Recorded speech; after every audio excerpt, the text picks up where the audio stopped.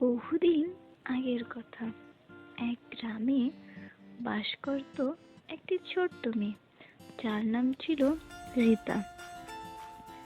রীতা খুবই সুন্দর ও মিষ্টি দেখতে ছিল। রীতা খুব গরিব পরিবার থেকে বাস করত, কিন্তু রীতার ব্যবহার ছিল খুবই সুন্দর। রীতা সবাইকে ভালোবাসত। রীতা একদিন গ্রামের পাশের জঙ্গলে খেলতে খেলতে চলে গেছিল।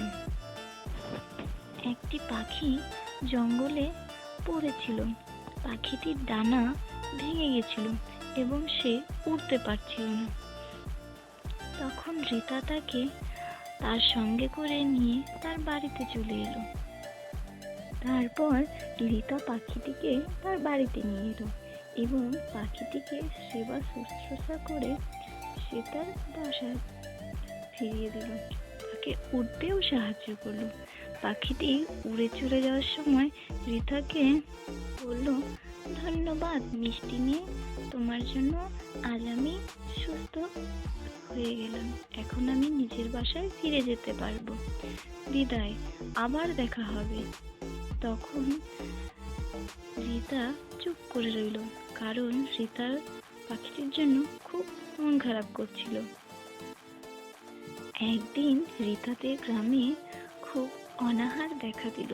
প্রচন্ড খরায় পশু পাখি গাছপালা সব শুকিয়ে যাচ্ছিল, পশু পাখি মারা যাচ্ছিল। রীতা এই পরিস্থিতিতে একটুও ঘাবড়ালো না। সে ঠিক করলো কি করে সবকিছু আগের মতো করা যায়। সে ভাবছিল এবং গ্রামের বেশ কিছু লোকজনকে ডেকে সে বুদ্ধি পরামর্শ করতে লাগলো।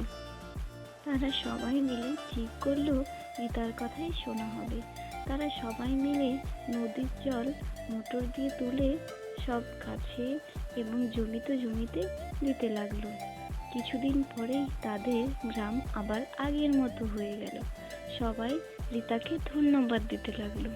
রীতার এই মিষ্টি স্বভাব ও সবাইকে ভালোবাসা, তার এই মহানুভব দেখে গ্রামবাসী সবাই রীতাকে খুব ভালোবাসতো।